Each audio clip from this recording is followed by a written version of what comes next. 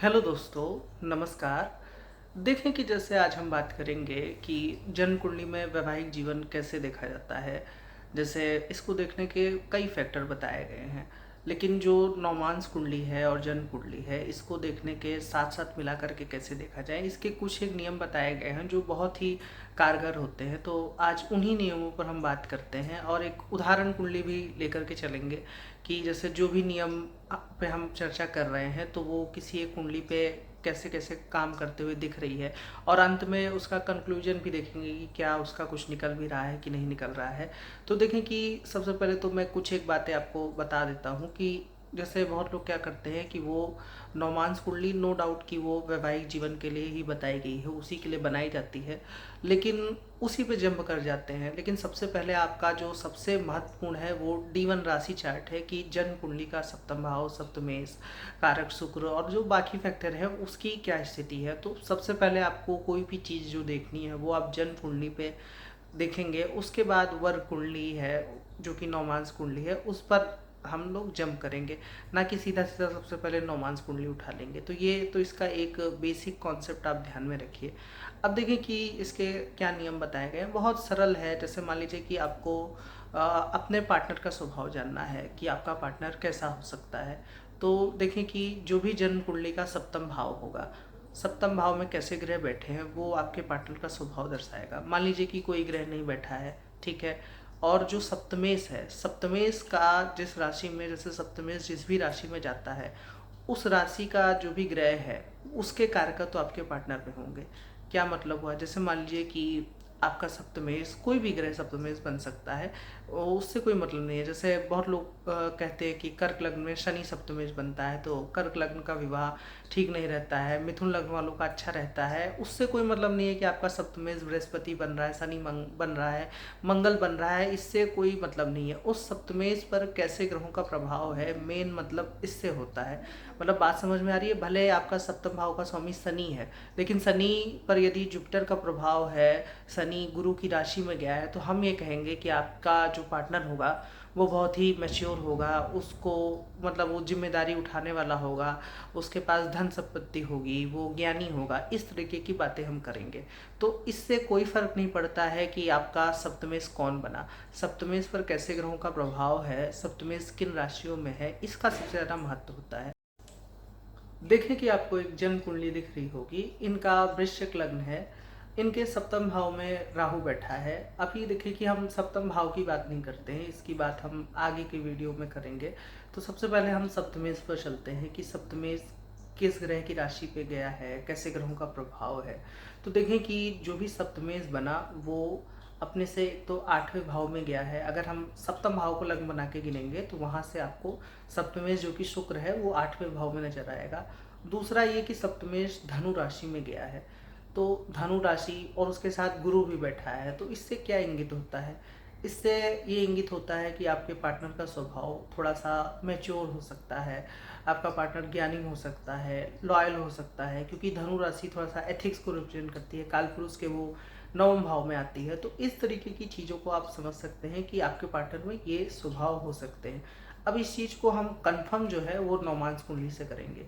तो देखिए कि इनका नौमांस चार्ट देखिए, तो इसमें भी जो जन्म कुंडली का सप्तमेश था, यानी कि जो शुक्र था, वो धनु राशि में लग्न में बैठा है।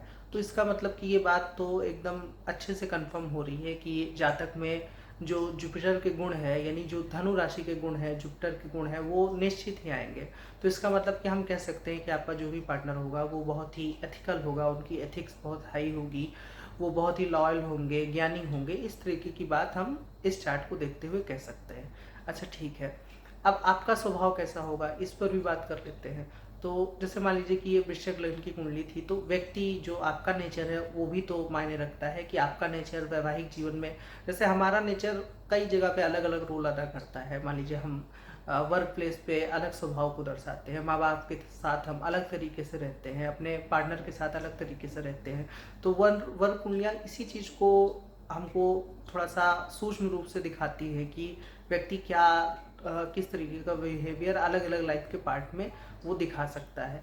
तो देखिए कि इनका जो मंगल बनता है वो मकर राशि में बैठा है, तीसरे भाव में बैठा है, उच्च का बैठा है। तो इसका मतलब क्या हुआ कि एक तो जो भी जातिका है वो थोड़ा सा उसकी इंस्पिरेशन हाई रहेगी। वो मंगल उच्च का है तो यानी कि जो मंगल के कारकत्व हैं वो भी बढ़ गए। कहने का मतलब है कि उसके अंदर एग्रेशन, गुस्सा थोड़ा सा बढ़ा हुआ दिख सकता है आपको, क्योंकि मंगल, लग्नेश मंगल तीसरे भाव में काफ़ी ज़्यादा बली हो गया। तीसरे भाव में पापी ग्रह अच्छे माने जाते हैं, लेकिन वो थोड़ा सा क्रोध को भी दिखाते हैं, जिद्दी स्वभाव को भी दिखाते हैं। अच्छा, अब यही मंगल हम देखते हैं नवमांश कुंडली में किस राशि में गया। जन्म कुंडली में वो शनि की राशि में था, नवमांश कुंडली में वो मिथुन राशि में गया। तो यानी कि मकर और मिथुन राशि और शनि बुध के जो कारकत्व हैं, बुध का कारकत्व है कि व्यक्ति थोड़ा सा वैवाहिक जीवन में अपनी बुद्धिमत्ता का इस्तेमाल करेगा, क्योंकि नवमांश कुंडली में मंगल मिथुन राशि में गया है। तो बुद्धिमत्ता का इस्तेमाल करेगा। काफ़ी हो सकता है कि इनको अपने वैवाहिक जीवन में थोड़ा सा शनि जो और जो बुध का गुण है, यानी कि शनि एक तरीके से स्टेगनेंसी को रिप्रेजेंट करता है कि स्थिरता आ जाना व्यक्ति के स्वभाव में, और जो बुध है वो थोड़ा सा आपके एनालिटिक दिमाग को रिप्रेजेंट करता है, यानी कि आप थोड़ा सा वैवाहिक जीवन को ठीक करने के लिए या देखने के लिए उसमें आप बुद्धि लगा रहे हैं, तारतम्य कर रहे हैं। तो इस तरीके से व्यक्ति का बेसिक नेचर जाना जा सकता है। अच्छा, इसमें कई और चीज़ें भी आती हैं कि जैसे मान लीजिए जो सप्तमेश है, जैसे प्रथम कुंडली में जो सप्तमेश है वो अपने भाव से कहा गया। जैसे सप्तमेश अपने भाव से जितनी दूरी पे जाता है, ये दर्शाता है कि जैसे इनका सप्तमेश अष्टम भाव में गया है और अष्टमेश से पीड़ित भी है, यानी कि अष्टम भाव में गया, न सिर्फ धनु राशि में है बल्कि वहाँ पर जुपिटर भी बैठा है। तो इसका मतलब हम कहेंगे, जैसे हम लग्न कुंडली देखते हैं वैसे ही हम सप्तम भाव को लग्न बना लिए, तो हम कहेंगे कि आपका लाइफ पार्टनर थोड़ा सा परेशान दिखता है, क्योंकि अष्टम भाव उसके साथ कुछ एक अपमानजनक चीज़ें हो सकती हैं। ये सारी चीज़ें इसमें इंगित कर सकती हैं। आप ऐसे किसी भी भाव को निकाल सकते हैं, किसी भी भाव का को लग्न बना करके देख सकते हैं कि उसका स्वामी कहाँ जा रहा है। तो ये तो पहला नियम हो गया कि व्यक्ति का व्यवहार कैसा होगा। इसको जांचने के लिए सबसे अच्छा है कि आप जन्म कुंडली में देखें कि सप्तमेश कहाँ पर गया, फिर नवमांश कुंडली में उसी को देखें कि सप्तमेश किस राशि में गया है। तो मोटा माटी आपको एक अंदाज हो जाएगा कि आपके लाइफ पार्टनर का व्यवहार कैसा हो सकता है। इस तरीके से जो स्वयं का व्यवहार जानना हो कि आपका अपने लाइफ पार्टनर के प्रति कैसा नेचर रह सकता है, तो आप स्वयं का जो लग्नेश बनता है मंगल, वो किस राशि में इनके, जैसे कि मिथुन राशि में है तो मिथुन राशि के गुणधर्म बढ़ जाएंगे। तो ये तो एक नियम हो गया। अब हम दूसरे नियम पर बात करते हैं कि जब हमको मान लीजिए कि इसी कुंडली को लेकर के चलते हैं कि दूसरा नियम क्या कहता है। दूसरा नियम कहता है कि हमें अगर कॉम्प्लेबिलिटी जानना हो कि दोनों लोगों में आपस में कैसे बनेगा, मतलब कि अच्छी तारतम्यता है कि नहीं है, अगर ये जानना हो तो जैसे कुंडली में संबंधों के बारे में बताया जाता है कि दोनों ग्रह आपस में 1-5 बैठे हों तो अच्छा है, पंचम नवम बैठे हो तो अच्छा है, इवन लग्नेश सप्तमेश कई बार साथ में बैठे हो तो भी अच्छा माना जाता है, बशर्ते कि वो दोनों ग्रह मित्र ग्रह हो। जैसे कई लोग सूर्य शनि को साथ में बैठा देते हैं, मतलब मान लीजिए किसी का सिंह लग्न है या फिर कुंभ लग्न है तो उस लग्न में ये युति अच्छी नहीं है। बाकी कुछ लग्नों में जैसे शुक्र का लग्न है, मंगल का लग्न है, वहाँ पर ये युति अच्छी हो जाती है। इवन बुध और गुरु के लग्न में भी कई बार ये युति अच्छा फल दे देती है, लग्नेश सप्तमेश का साथ बैठना। तो कहने का मतलब है कि लग्नेश पर और जो सप्तमेश है दोनों की परस्पर स्थिति कैसी है, वो 5-9 बैठे हैं, 4-10 बैठे हैं। इसमें जो अच्छा नहीं माना जाता है वो आपका 2-12 हो गया, और जो आपका छठे आठवें का संबंध बताया गया है वो अच्छा नहीं माना जाता है। तो इसमें देखिए कि कुंडली में जो लग्नेश है वो तीसरे भाव में बैठा है और जो सप्तमेश है वो दूसरे भाव में बैठा है, यानी कि दोनों ग्रह 2-12 बैठे हैं, जो कि जाहिर सी बात है कि अच्छा नहीं बताया गया है। ऐसा बताया गया कि दोनों लोग का मतलब कोई दूसरी तरफ सोच रहा है, कोई दूसरी तरफ सोच रहा है। नेचर वाइज जो एक तरीके से मिलाप होता है वो नहीं हो पाता है, एक दूसरे के प्रति समझ नहीं विकसित हो पाती है। आप दूसरा व्यक्ति अलग ज़िंदगी जी रहा है, अगला व्यक्ति अलग ज़िंदगी जी रहा है, तो इस चीज़ को ये दर्शाता है। तो कुल मिलाकर के ये नवमांश कुंडली में ये स्थिति थी, मतलब वो लग्न कुंडली में ये स्थिति थी। अब इसी चीज़ को हम नवमांश कुंडली में देखते हैं कि नवमांश कुंडली में मंगल और शुक्र कैसे बैठे हैं। तो देखिए कि नवमांश कुंडली में मंगल सप्तम भाव में बैठा है और जो शुक्र है यानी कि जन्म कुंडली का जो सप्तमेश है वो लग्न में बैठा है। लेकिन ये एक अच्छी स्थिति है, लेकिन मैंने कहा ना कि जन्म कुंडली की महत्ता ज़्यादा है, यानी कि जन्म कुंडली में जब चीज़ें बढ़िया नहीं मिली और नवमांश कुंडली में दोनों आमने सामने बैठे हैं, लेकिन इसमें भी आप देखेंगे कि मंगल कुंडली में शनि के साथ बैठा है, जो कि लग्न कुंडली का लग्नेश बनता है, वो नवमांश कुंडली में शनि के साथ बैठा है और वो शुक्र को देख रहा है। तो यानी कि एक पाप ग्रह मतलब कि मैं अपनी ही जो भी मेरा पार्टनर है उसको एक तरीके से इसका जो हम फलित को अगर थोड़ा सा देखें कि फलित कैसे निकलेगा, तो ऐसा हम कह सकते हैं कि आप अपने ही पार्टनर को नुकसान पहुंचाएंगे, पीड़ा पहुंचाएंगे, क्योंकि एक पापी ग्रह मंगल शुक्र को देख रहा है। तो कहने का मतलब है कि इसको थोड़ा सा इस तरीके से भी आप समझ सकते हैं। अब देखें कि ये तो सारी बात हमने कर ली, लेकिन अब हम सप्तम भाव के बारे में बात करेंगे कि सप्तम भाव की स्थिति क्या है। तो जन्म कुंडली में सप्तम भाव में राहु बैठा है, तो इसकी जो जनरल इंटरप्रिटेशन होगी वो ये हो सकती है कि आपका जो पार्टनर होगा वो डिफरेंट कम्युनिटी से हो सकता है। कुछ एक वैवाहिक जीवन में मिसअंडरस्टैंडिंग हो सकती है। तीसरा ये हो सकता है कि आपके पार्टनर का बौद्धिक क्षमता बहुत अच्छी हो सकती है। ये कुछ एक बातें हम जातक से कह सकते हैं, या फिर ये भी कह सकते हैं कि आप शादी के बाद हो सकता है आपका पार्टनर फॉरेन चला जाए या फॉरेन से बिलोंग करता हो, क्योंकि राहु इन सब चीज़ों को इंगित करता है। तो मोटा माटी जो भी राहु के कारकत्व है वैसा हम समझने का प्रयास करेंगे कि ऐसा ऐसा हो सकता है। लेकिन अब नौमांस कुंडली का सप्तम भाव देखते हैं। तो नौमांस कुंडली में सप्तम भाव में शनि मंगल बैठे हैं, तो यहाँ पर थोड़ा सा ये खतरे की घंटी हो गई। कहने का मतलब है कि जन्म कुंडली का सप्तम भाव एक पापी ग्रह से पीड़ित है जिसमें राहु बैठा है। नौमांस कुंडली के सप्तम भाव में दो पापी ग्रह बैठे हैं, तो ये थोड़ा सा ठीक नहीं है। अब ये स्थिति दूसरी हो गई। अब हम कहेंगे कि जन्म कुंडली में जैसे राहु था, तो हम कहेंगे कि थोड़ा सा मिसअंडरस्टैंडिंग या कुछ एक आपका गलतफहमी हो सकती है, क्योंकि राहु धोखाधड़ी इन्हीं सब चीज़ों को इंगित करता है। या हो सकता है कि पार्टनर आपको धोखा देते, ऐसी कुछ एक संभावना बनती हुई दिख रही है। फिर शनि मंगल नौमांस कुंडली के सप्तम भाव में है, तो ये कुछ एक लिटिगेशन, झगड़े को भी रिप्रेजेंट करता है, वायलेंस। अब देखें कि जब भी कभी दो पापी ग्रह किसी भाव में आ जाए, तो वो उस भाव के जो भी लिविंग कारकत्व है, जीव कारकत्व है, उसको डैमेज करता है। क्या मतलब हुआ इसका?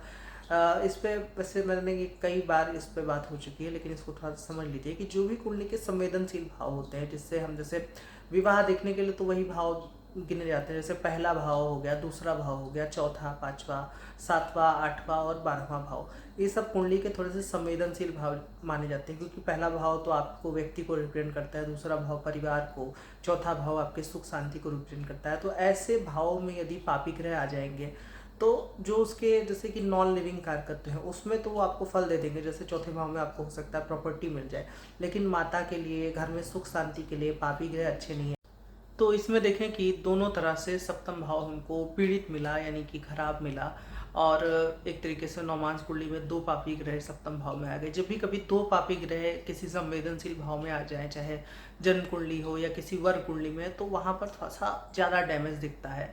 और अगर जन्म कुंडली में भी उस भाव में कोई पापी ग्रह है, नौमांस कुंडली में भी उसी भाव में पापी ग्रह हो जाए, तो मतलब ये अच्छा नहीं माना जाता है। चार्ट मैचिंग में मतलब बहुत लोग पूछते हैं कि आप, मेरी जो मैचिंग का कॉलम है उसमें मैंने मतलब तरीके से बता रखा है कि सिर्फ जो गुण मिलान है इसका बेस नहीं होता है, ग्रहों के आपसी संबंध कैसे हैं, भाव में कैसे ग्रह हैं। जैसे ये मिलान के पर्पज से ऐसा चार्ट अच्छा नहीं माना जाता है जिसमें दो पापी ग्रह नौमांस में बैठे हों किसी स्थान पे और जन्म कुंडली में उसी भाव में कोई पापी ग्रह बैठा हो। तो कुल मिलाकर के वैवाहिक जीवन का अगर हम बात करें तो ये इससे तो अच्छा नहीं निकल रहा है। और स्वभाव के बारे में हमने बात कर ही ली, ठीक है। अब इसमें देखिए कि कुछ एक चीज़ आपको और अपने बुद्धि से तारतम्य करके निकालनी होगी कि जैसे जो हमने नौमांस कुंडली में बात की कि मंगल शुक्र को देख रहा है, यानी कि लग्न कुंडली का स्वामी सप्तम भाव के स्वामी को पीड़ित कर रहा है। तो अब हम बात करेंगे, यानी कि अब हम इसको पिरोएंगे कि ये इतना सारा जो भी हमने निकाला इसका फल क्या होगा। क्योंकि हम किसी को, जब भी किसी को कुछ बताना होगा तो हम ये थोड़ी नहीं बताएंगे आपका सप्तमेश यहाँ है, नौमांस में ऐसी स्थिति है, मतलब आम आदमी समझ ही नहीं पाएगा कि आप बोल क्या रहे हैं। तो इसको हमको पिरोना है, तो इसमें दो तीन बातें निकल के आएंगी। पहला ये कि हम ये बोलेंगे कि देखिए आपका स्वभाव थोड़ा सा उग्र हो सकता है। यदि मान लीजिए कि जिसका भी ये चार्ट है उससे हम कहेंगे कि आपका स्वभाव थोड़ा सा उग्र हो सकता है, आपकी वजह से आपके पार्टनर को नुकसान होता दिख रहा है। दूसरा हम ये बोलेंगे कि जैसे आपका जो लाइफ पार्टनर है वो काफ़ी एथिकल होगा, ये चीज़ हो गई। वैवाहिक जीवन में कुछ एक मिसअंडरस्टैंडिंग क्रिएट होने की संभावना है, तो थोड़ा सा शक करना या शकी स्वभाव से बचना। सबसे पहले कोई चीज़ को जब तक कंफर्म ना हो जाए तब तक एक दूसरे पे आक्षेप लगाने से बचे। ऐसी कुछ एक बातें हम इनको सुझाव के रूप में दे सकते हैं। अच्छा, अब हम बात करते हैं कि इसमें हुआ क्या था। तो देखें कि इनका जो इसमें चार्ट था, इसमें इनके साथ हुआ क्या कि दोनों लोग, जो इनका पार्टनर है, ये एक महिला जातिका का चार्ट था। तो दोनों लोग अभी अलग अलग रह रहे हैं, डिवोर्स का केस चल रहा है, उसी के पर्पज़ से ये आई थी मेरे पास। तो इसमें हुआ ये था कि एक मिसअंडरस्टैंडिंग की वजह से ये मतलब जैसे कि ये बाद में बात भी हुई, इनके हस्बैंड से भी मेरी बात हुई। तो उसकी वजह से ये ऑफिस में ही, जहाँ पे वर्क प्लेस है, वहाँ पे हस्बैंड को ये सुना दिया था इन्होंने। और कुछ एक जैसे इनको गलतफहमी हो गई थी। और एक तो देखिए कि धनु वाला आदमी हो, जैसे इनका जो सप्तम भाव का स्वामी है वो धनु राशि में है, गुरु के साथ है। तो जबकि वो लॉयल व्यक्ति थे, उनको ऐसा कुछ था नहीं। तो एक तरीके से जो आक्षेप लगा, तो उसके बाद फिर वो मतलब उनसे बर्दाश्त नहीं हुआ, वो छोड़ करके इनको चले गए। तो उसी के बाद ये परेशान होकर के आई थी, ये पूछ रही थी खर्चा वर्चा मिलेगा। तो खर्चा वर्चा के लिए तो साफ साफ दिखता है कि जैसे जुपिटर का प्रभाव है सप्तम इस पे, तो जिम्मेदारी तो दिखती है। इनके हस्बैंड का मेरे पास चार्ट नहीं अवेलेबल है, वो मतलब उनका चार्ट नहीं था इनके पास, इन्हीं का चार्ट था। तो उन्हीं के चार्ट से जो कुछ मैंने देख करके बताया कि वो तो दिखता है कि जो खर्चा देने की बात है वो तो आपको देंगे। तो क्योंकि जुपिटर का प्रभाव है, लेकिन ऐसा हुआ क्यों? क्योंकि देखिए कि सप्तम भाव में नवमांस कुंडली के शनि मंगल का प्रभाव था। लग्नेश खुद जन्म कुंडली में उच्च का है, और सप्तम नवमांस कुंडली में सप्तम भाव में बैठ करके वो जन्म कुंडली के सप्तमेश को लग्नेश एक तरीके से पीड़ित कर रहा है। तो इनके पति को जो नुकसान हुआ, मतलब बात हुई, मतलब वही है कि जो नेटिव अपने तरफ से बताता है वो तो अलग बात है। ये बाद में बोलने लगी सर आप बात कर लो, आप मना लो। बाद में इनको कुछ एक पछतावा भी था, लेकिन जब मेरी बात हुई तो वो ऐसा ऐसा बताने लगी कि घर में भी इनका स्वभाव थोड़ा सा उग्र था, अच्छा नहीं था। लेकिन घर तक तो सब कुछ चल जाता है, लेकिन जब जैसे जिस पे गुरु का प्रभाव हो, तो वर्क प्लेस पर जब उसके व्यक्ति के एक तरीके से डिग्निटी पे बात हो गई, जो एक तरीके से इज्जत गई, तो उसके बाद उन्होंने इनको छोड़ दिया। तो ये खुद बता रही थी कि पैसे वैसे देते हैं और वैसा कोई सीन नहीं है, मतलब ये लीगली उसको करवाना चाह रही। तो उसमें मैंने कहा कि जब वैसे वो आपको भिजवा दे रहे हैं तो उसमें क्या आप लीगल और वो करेंगी, मतलब ये चाह रही थी कि एक तरीके से लीगल तरीके से हो जाए।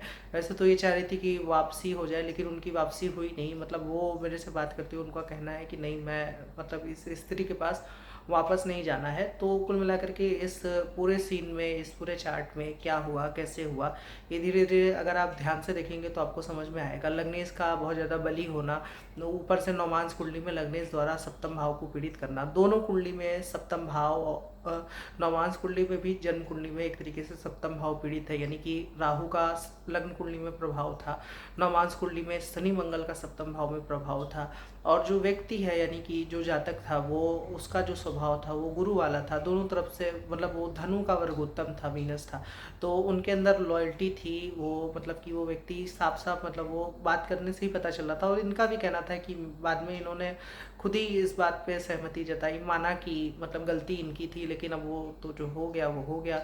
तो कुल मिलाकर के इस चार्ट का तो ये सीन था। तो मेरे कहने का मतलब है कि आप इसको, जो भी नियम पे आज मैंने चर्चा किया, आप इसको अपनी जन्म कुंडली में लगाइए, देखिए कितना ये सटीक तरीके से काम कर रहा है कि नहीं काम कर रहा है। यदि आपका कोई प्रश्न है तो आप उसको भी नीचे कमेंट में पूछ सकते हैं। इसको मैं एक बार फिर से समराइज कर देता हूँ कि देखिए कि सबसे पहले आपको जन्म कुंडली देखना है। यदि आप अपने लाइफ पार्टनर का व्यवहार जानना चाहते हैं तो उसको आप देखें कि जन्म कुंडली में वो जो राशि है, मतलब कि सप्तमेश जिस राशि में गया है, उस राशि को कौन सा ग्रह रिप्रेजेंट कर रहा है, उस राशि के नैसर्गिक कारकत्व तो क्या है, उसके आधार पे आप अपने लाइफ पार्टनर का व्यवहार जान सकते हैं। उसके बाद उस राशि का, जैसे कि उसी का गुण जो है, गुण धर्म है, उसी को आप नवमांस में देखेंगे। जैसे मान लीजिए कि राशियों के कई गुण मिलते भी है। जैसे मान लीजिए कि किसी कुंडली में सप्तमेश मेष राशि में गया है, नवमांस कुंडली में वही सप्तमेश आपका कर्क राशि में गया, तो इसका मतलब कि दोनों तरफ से चर राशि का स्वभाव आ गया। तो इसका मतलब ये कह सकते हैं कि आपके हस्बैंड एक जगह रुक करके काम नहीं कर सकते हैं। और जो राशि के गुणधर्म है, ग्रहों के गुणधर्म है, इसके अनुसार आप बता सकते हैं। कहने का मतलब है कि आपका सप्तमेश कोई भी ग्रह बने, इससे कोई मतलब नहीं है। सप्तमेश पर कैसे ग्रहों का प्रभाव है, सप्तमेश किस ग्रह की राशि में क्या है, इससे मतलब है। बहुत लोग कहते हैं कि जैसे मेरा सप्तमेश गुरु बनता है, सूर्य बनता है, इससे कोई मतलब नहीं है। जैसे बहुत लोग का मेष लग्न है, बहुत लोग का वृश्चिक लग्न है, तो जैसे बहुत आपने देखा होगा जिनका मेष लग्न हो, जरूरी थोड़ा नहीं है कि वो व्यक्ति के अंदर जो भी मंगल के गुण है वो आ जाए। मंगल के ऊपर यदि मंगल बली है, या मंगल के ऊपर जैसे ग्रहों का प्रभाव होगा, उस अनुसार उसका फल निकलेगा। तो ये बात पूरी तरीके से ज्योतिष में गलत है कि अगर आप सप्तमेश जो भी ग्रह बन रहा है उस अनुसार आप फलित बताने लगे जैसे लोग करते हैं कि यदि सप्तम भाव का स्वामी शनि हो तो कहेंगे कि आपका पार्टनर थोड़ा सा आपसे मैच्योर होगा, बूढ़ा होगा, स्थिर स्वभाव का होगा। और क्या पता वही शनि शुक्र के साथ बैठा हो, शुक्र की राशि में बैठा हो, नवमांश कुंडली में वो बुध की राशि में बैठा हो, तो सिनेरियो पूरी तरीके से डिफरेंट हो सकता है। तो आपको सबसे पहले इस तरीके से जांचना है। उसके बाद आप अपने स्वभाव को भी देख सकते हैं कि आपका स्वभाव कैसा है, नवमांश कुंडली में कैसा है, वैवाहिक जीवन में कैसा आपका रोल रहेगा। फिर जो तीसरी बात आती है वो आती है कि जो हस्बैंड एंड वाइफ है, यानी कि जो प्रथम भाव है और सप्तम भाव है, इन दोनों के स्वामी कुंडली में आपस में कैसे बैठे हैं, यानी कि उनकी म्यूचुअल पोजीशन क्या है। फिर आप ये भी देख सकते हैं कि सप्तमेश बली है कि नहीं, या फिर लग्नेश बली है कि नहीं, मतलब कौन किसके ऊपर डोमिनेट करेगा, ये सारी चीज़ भी इसमें आती हैं। मतलब ऐसे निकालने को भी बताने बैठ जाएँ तो बहुत कुछ आ जाएगा, तो वो आप अपने बुद्धि से देख सकते हैं। मोटा माटी जो इसमें था ध्यान रखने योग्य बातें ये है कि जन्म कुंडली में जो भी ग्रह है लग्नेश सप्तमेश, उसको आपको नवमांश कुंडली में चेक करना है। वैसे नवमांश कुंडली के अभी और भी नियम है, जैसे नवमांश कुंडली का लग्नेश कहाँ पर है जन्म कुंडली में, नवमांश कुंडली में किस भाव की राशि गई, वर कुंडली को जो देखने के और बेसिक नियम होते हैं, इस पर मैंने वीडियो बनाया है, आप चाहे तो उसको देख सकते हैं। तो मैं अगर एक ही वीडियो में कवर करना चाहूँगा तो वो नहीं कवर हो पाएगा, लेकिन मोटा माटी आज मैंने आपको लगभग जो बहुत एक्यूरेट तरीके से काम करता है वो बताने की कोशिश की है कि इसको कैसे देखा जा सकता है। तो यदि आपको ये वीडियो पसंद आया है तो आप इस वीडियो को लाइक ज़रूर करें और मेरे चैनल को ज़रूर से सब्सक्राइब करें। आज के लिए इतना ही रखते हैं, धन्यवाद।